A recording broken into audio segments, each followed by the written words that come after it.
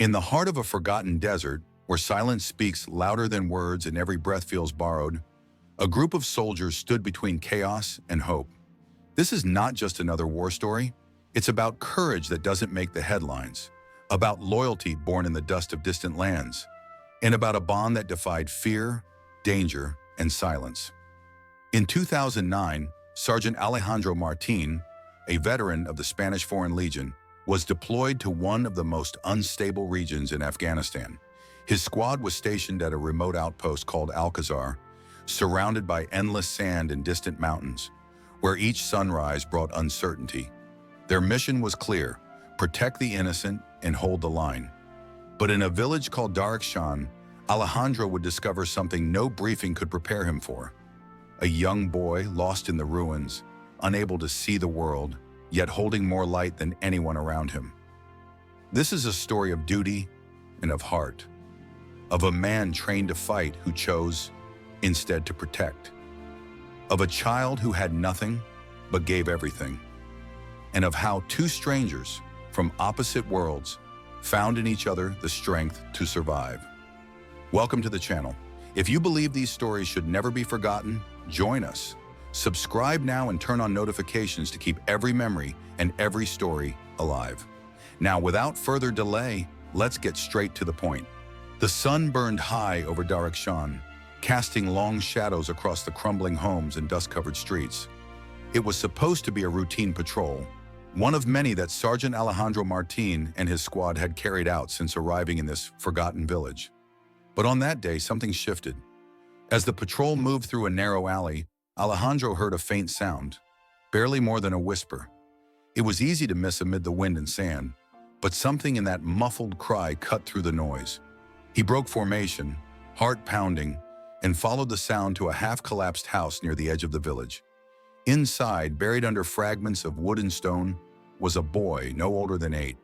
His clothes were torn, his face streaked with dust, and he clutched a rough wooden stick with both hands, shaking uncontrollably. The boy couldn't see Alejandro. He didn't even react to his voice. He simply held tight to the cane, frozen in place. Alejandro knelt beside him, carefully brushing debris away. The explosion that had torn through the street minutes earlier had somehow spared the child. It was nothing short of a miracle. Gently, Alejandro lifted him into his arms and carried him back to the outpost. The boy didn't speak, didn't cry. He just held on. His name was Amin. A local interpreter explained that Amin had lost his sight years earlier when his home was struck during an airstrike. His parents hadn't survived the blast, and since then, he had been cared for by Bibi Kala, an elderly woman who lived among the ruins. They had nothing: no running water, no food supply, no security, just each other and a will to endure. Back at the base, Amin sat silently in the corner of the infirmary, head low, gripping his cane. Alejandro watched him from a distance, unsure of how to reach him. The boy seemed unreachable, trapped not only by darkness, but by something deeper: grief, fear, silence. But Alejandro was not the kind of man to give up easily. Each day he returned to Amin's side. He brought him small things: an apple, a warm blanket, a carved piece of wood. He learned a few words in Dari. He spoke softly, told stories of his own childhood in Spain, of places where the sky was blue and the air smelled like the sea. At first, Amin didn't respond, but slowly something changed. He began to tilt his head toward Alejandro's voice. He would reach out, touching his uniform, recognizing him by the sound of his steps. The connection they formed was quiet but powerful. Alejandro didn't need words. He used his hands to show kindness, his silence to offer comfort.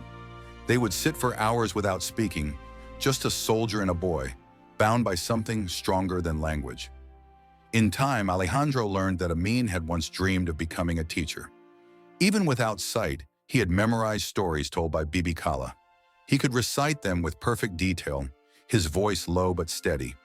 It was in these moments that Alejandro saw the strength hiding beneath Amin's fragile frame. That bond, born in dust and silence, changed Alejandro. He had come to Afghanistan to fulfill a duty, but Amin reminded him of something deeper: the reason soldiers often carry more than weapons. They carry compassion, memory, hope. Back at the outpost, Amin would sometimes fall asleep holding Alejandro's hand, his face finally at peace. And though the village still echoed with tension, something had shifted in that corner of the desert. In the middle of the sand, a fragile soul had found safety, not in walls or weapons, but in the presence of someone who refused to look away. That memory, more than any mission, would stay with Alejandro forever. War has a way of hardening people, of building walls inside a person that can feel impossible to tear down. But somehow, in the middle of all that dust and tension, a blind boy began to soften what the war had left behind in Sergeant Alejandro Martín. Every afternoon, after the heat of patrol and the weight of duty, Alejandro would return to the small corner of the outpost where Amin stayed. He never came empty-handed. Some days it was a small bell that chimed gently in the wind. Other times, a ripe orange with a bright scent, a broken radio that crackled faintly, or a handful of coffee beans, their strong aroma unfamiliar yet comforting. Each item was chosen with care, not for its use, but for how it touched the senses. He wasn't just passing the time. Alejandro was teaching. Without words, he was building a path for Amin to reconnect with the world around him. He showed him how to tell one footstep from another, how to recognize the wind's direction by listening to the leaves, and how to walk with calm and purpose using a cane handcrafted by one of the soldiers. Step by step, he helped Amin rediscover a sense of control, even in a world he could no longer see. Word of what Alejandro was doing began to spread through the camp, and soon others joined in. Corporal Diego, a quiet man who rarely spoke about his past, became one of the most involved. Years ago, he had lost a younger brother who had also lived in darkness. Helping Amin felt like reaching out to someone he could no longer touch. Together, the soldiers turned a section of the base into a simple but meaningful training ground. Nothing more than ropes, gravel paths, and small stations with sounds and smells. But for Amin, it was a universe unfolding. He laughed more. He walked taller. The fear in his face slowly faded. Even the toughest men in the squad began to change. Where once they saw only danger and dirt, they now saw something worth protecting. Amin wasn't just a child. They started to see him as a reason to keep going, a quiet reminder of why they were there in the first place.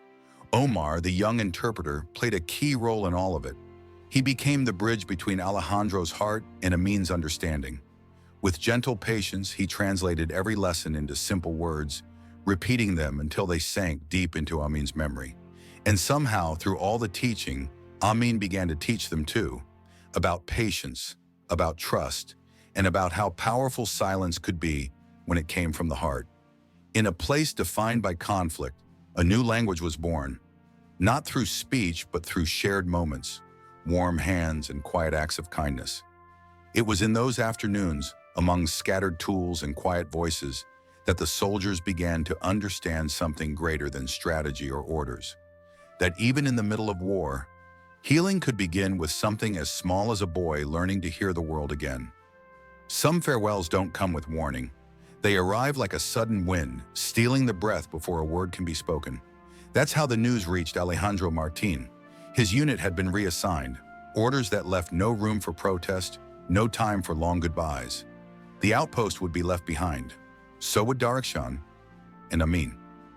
Alejandro sat with the boy that evening, the orange glow of the setting sun casting long shadows across the camp. Amin couldn't see the worry in his eyes, but he felt it. There was a quiet tension in Alejandro's movements, a hesitation in his voice. And though no one said it aloud, Amin understood. He always did. The next morning, before the convoy rolled out, Alejandro took Amin by the hand and walked with him to the edge of the village, the same dusty path they had walked so many times before. But this time, it felt different, slower, heavier. Omar walked beside them, translating gently when needed, though much of what passed between Alejandro and Amin required no words. At the final step, Alejandro crouched beside the boy and placed something in his hands. A small battery-powered radio, worn but still working. Inside, a tape played softly, the same classical Spanish melody Alejandro had hummed to him during quiet afternoons. A song Amin now recognized by heart. "I'll come back," Alejandro said, his voice low, firm. Omar translated the words, but Amin already knew what they meant. Or perhaps he simply chose to believe them. The goodbye that followed was quiet, almost still. No speeches, no promises carved in stone, just a boy holding on with both hands, refusing to let go. Alejandro held him just as tightly, closing his eyes as if to lock that moment into memory forever. Then, the time came. There are goodbyes that echo louder than explosions. This was one of them. Alejandro turned, walking back toward the transport vehicles with the weight of 1,000 emotions pressing against his chest. As he climbed in, the last thing he saw was Amin standing in the distance, one hand resting on the radio, the other hanging by his side, as if holding on to the last trace of the man who had become his guide, his protector, and his friend. The engines roared, dust rose, and Darkshan faded into the rear view. But Alejandro carried something with him, something no transfer order could take away. The warmth of a child's trust, the grip of a hand that didn't want to say goodbye, and the sound of a soft laugh, once buried beneath rubble and silence, now echoing somewhere deep inside him. Some promises don't need to be spoken aloud to be kept. Back in Spain, the world seemed quieter, but only on the outside. For Sergeant Alejandro Martín, the war hadn't ended when the plane touched down. It had simply changed shape. The sound of distant explosions was replaced by silence that felt just as heavy. The heat of the desert turned into cold nights filled with memories he couldn't shake. He tried to rebuild, took a position as a military instructor, taught new recruits discipline, survival, strategy. But even as he stood before them in perfect posture, something inside him was slowly unraveling. The nights were the hardest. He often lay awake for hours, trapped in half-dreams, where Amin's voice echoed between gunfire and sirens. Sometimes he'd wake up gripping the edge of the bed, heart racing, eyes searching for something that wasn't there. Years passed. Alejandro kept a low profile. He wrote to Omar when he could. Brief letters, nothing too emotional. He didn't know how to say the things that truly weighed on him. Still, the updates brought a small sense of comfort. Omar had made it to Germany, earned asylum, and was now studying medicine, just as he always dreamed. Life had moved forward, at least for some. Then one morning, a letter arrived, one that made Alejandro stop in his tracks. It was from Omar. Now a doctor, Omar wrote with purpose and warmth. His words carried more than news, they carried hope. He told Alejandro that an organization called Light of the East had returned to Darkshan, helping rebuild the community.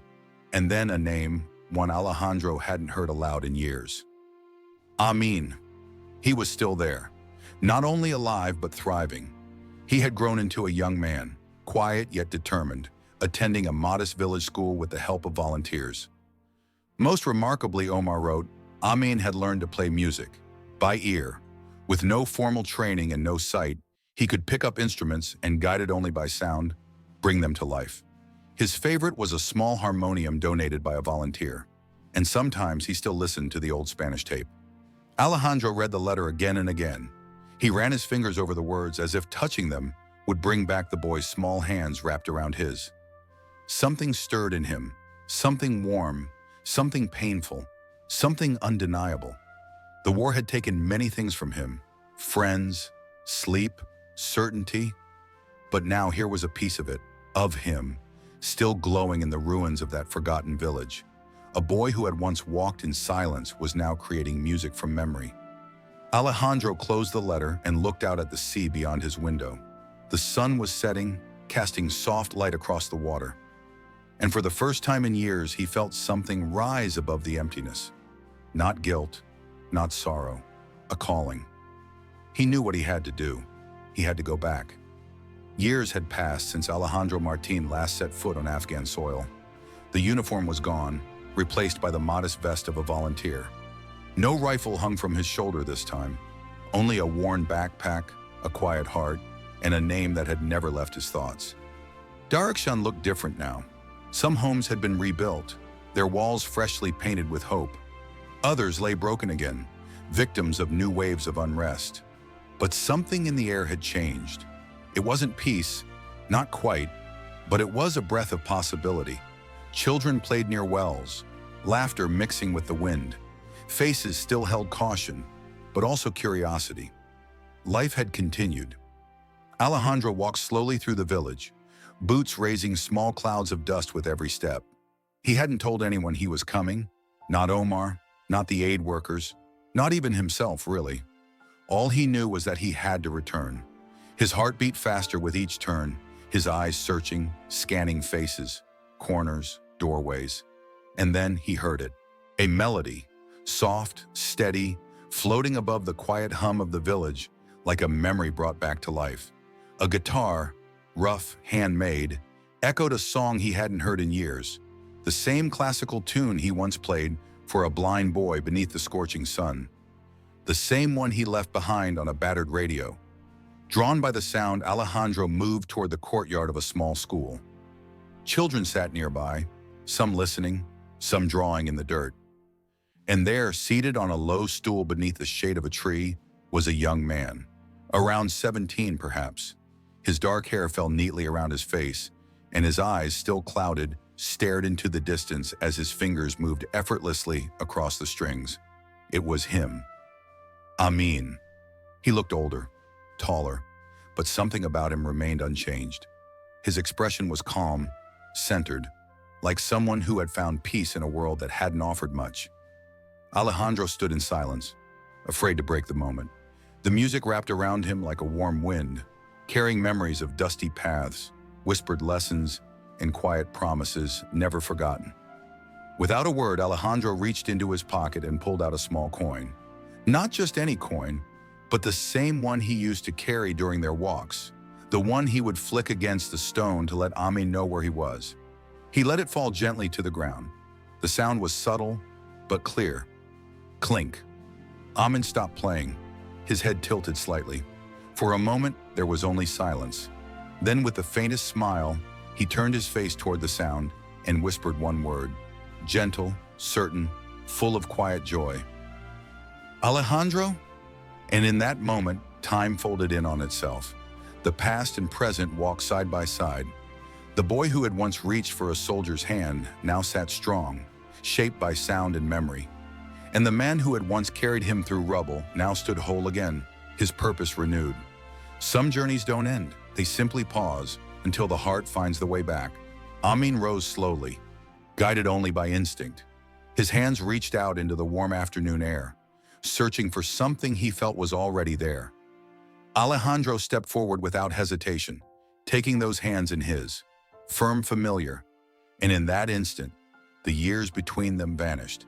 There were no more interpreters, no barriers of language or fear, no sound of distant conflict rumbling in the background. Only two souls, once torn apart by time and duty, now reunited in silence. And then finally they embraced. It was not just a hug, it was a release of sorrow, of longing, of memories that never faded. Alejandro held Amin tightly, as if anchoring both of them to something real again. Amin's arms wrapped around the man who once pulled him from ruins, who taught him to listen to the world again. And for a long time, neither let go. Around them, volunteers from the aid group paused. Conversations fell away. Cameras remained untouched. No one dared interrupt what was unfolding. In that dusty courtyard, beneath the fading sun, something sacred was taking place. Simple, profound, and deeply human. Moments later, Omar arrived, older now with tired eyes that still sparkled when he smiled. When he saw them, he didn't speak. His lips trembled and tears welled up, but his expression said everything. He had carried their story in his heart all these years, and now he was watching it come full circle. Later that evening, as the light faded into the quiet hum of the village, Amin sat beside Alejandro and spoke softly, in broken but heartfelt Spanish. He said he wanted to be a musician. That music was how he saw the world. He had already performed for local schools, sharing the songs he learned by sound and memory alone. And now he dreamed of studying abroad, of playing on real stages, of turning his melodies into something lasting. Alejandro listened, eyes stinging, throat tight.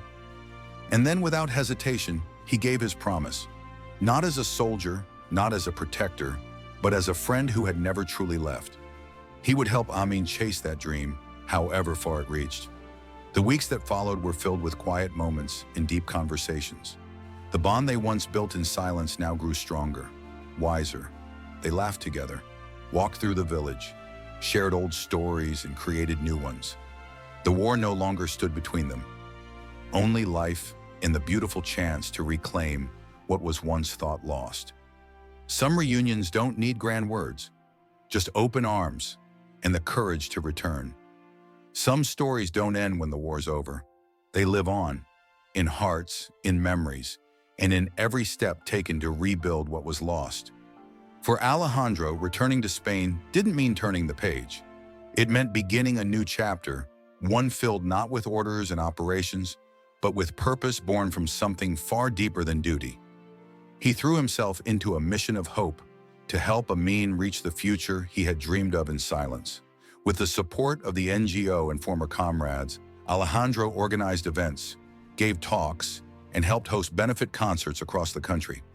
Slowly but surely, their efforts grew into something real. And 2 years later, Amin received a scholarship to study music in Barcelona. It wasn't just a victory, it was a symbol of resilience, of second chances, of a bond that refused to fade, even across borders, languages, and time. Their journey touched more than just those around them. A documentary captured their story, spreading their message across the world. And Alejandro, once hesitant to speak too much about the past, found his voice in a book. The Boy Who Heard the Stars climbed bestseller lists.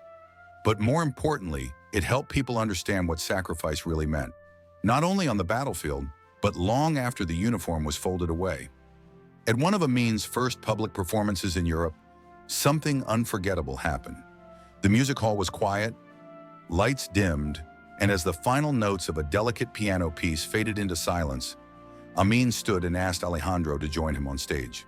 He then dedicated a new composition, not just to his mentor, but to the sound of a small coin falling to the ground, the moment that changed both of their lives forever. That simple sound, so easily lost in a world full of noise, became their symbol, a reminder that even the smallest moments can carry the weight of a lifetime. Did you already know this story? What would you have done in his place? What other stories about soldiers and veterans should be told? These stories matter. They carry the spirit of those who gave everything, not for glory, but for humanity, for the quiet, unseen victories that echo across generations. If this story moved you, don't let it be forgotten. Subscribe to the channel and turn on notifications to hear more stories like this one. Leave a comment, share your thoughts, and help keep these memories alive.